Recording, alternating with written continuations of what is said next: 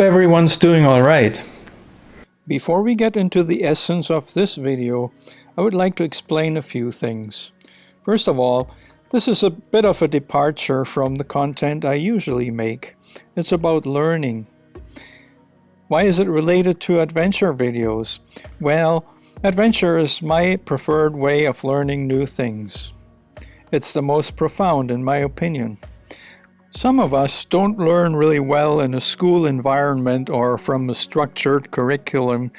Sometimes this inevitably leads to unpleasant experiences, which can be so discouraging that all learning is given up on. In my own experience, if you're not learning fast like the rest of the classes, or the course, or whatever environment you're in, you're quickly labeled a slow learner. That sounds so negative, but there's a whole different side to it, and that's what I'm going to talk about. The last thing I want to do is to offend anyone. As humans, we're very diverse. We all have different learning styles. There's no right or wrong. It's all okay. With that out of the way, let's get right into the video. My name is George Schlacek, and I am the one and only. Do you consider yourself a fast learner? Ever since I can remember, fast comprehension has been one of the things that every employer is after when they look for employees. The reasons are obvious, and they're about the almighty profits. Time spent training someone is, at best, considered an investment. Some will actually tell you outright that it's a complete waste. If someone is admittedly a slow learner, for most this would raise a red flag. And they're right in most cases where tasks are identical from one moment to the next, and a consistent way of completing them is important. However, humans generally all have a similar brain capacity, and it doesn't matter what their IQ is. What's different is how we use that capacity. The main factors for that seem to be genetics and personal experience. Both may not be so different when looked at closely.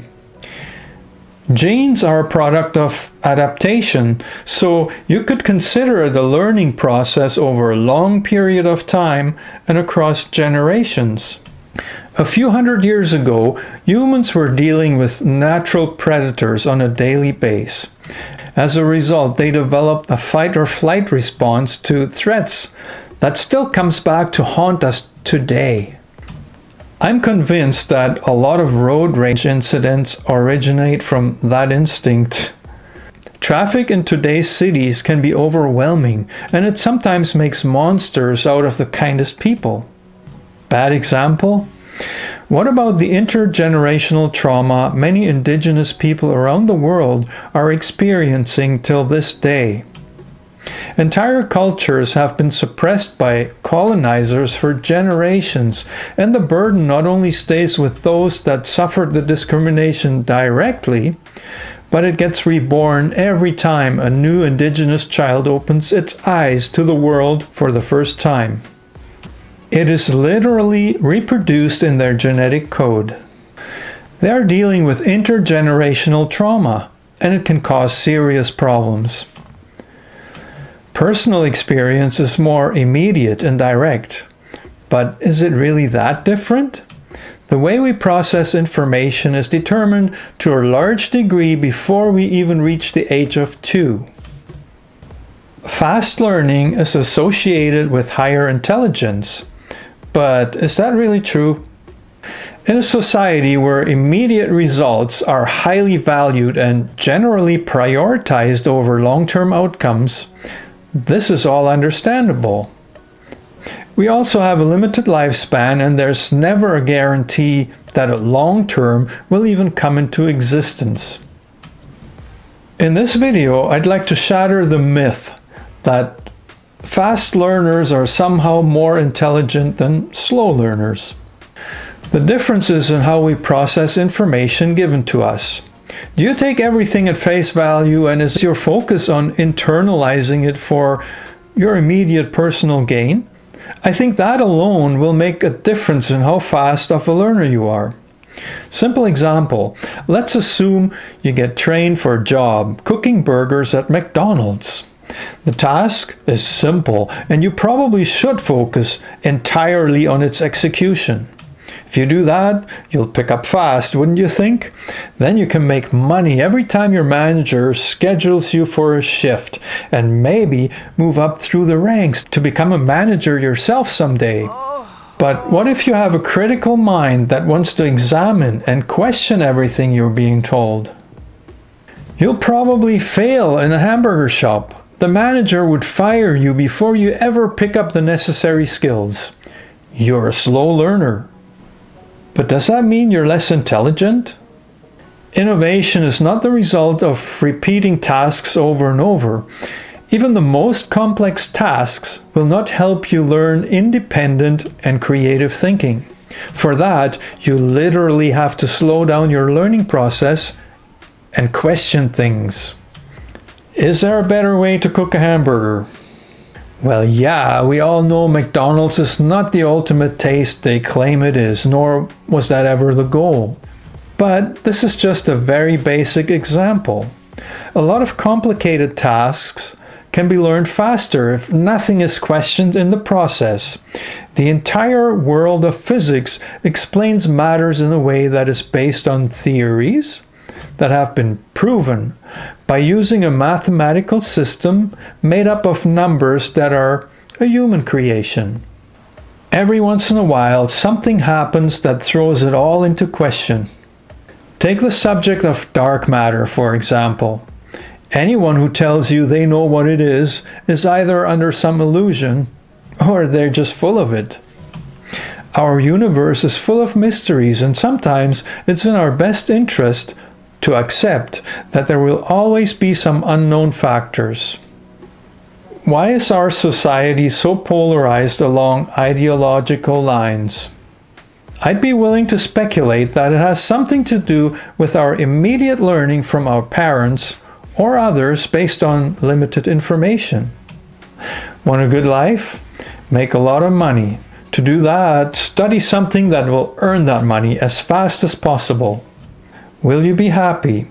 That is something everyone has to answer for themselves. But some will only ever learn from the same limited pool of information.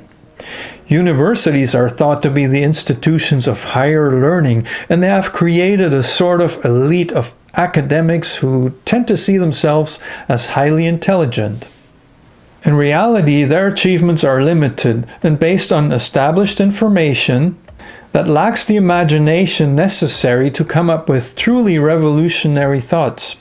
Major innovations are often made by outsiders and even by accident.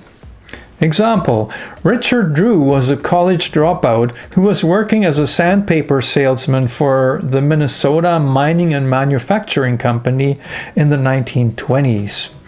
He is credited with the invention of masking tape and later Scotch tape.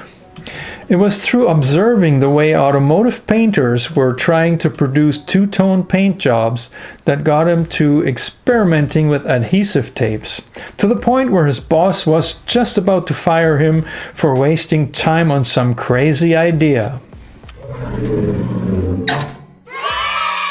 To this day, 3M has a policy that allows employees to spend up to 15% of their paid time on passion projects.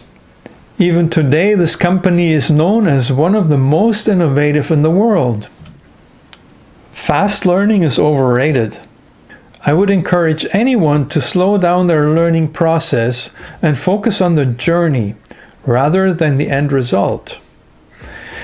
If ever you find yourself in a rut, go travel somewhere you've learned not to go through common second-hand information. It will completely change your perspective on things. In the big picture, that's worth much more than instant financial rewards. Society needs useful idiots, but you don't need to be one of them. There's so much more in store for you. Do you like this video? Then click that like button and check out some of my other content.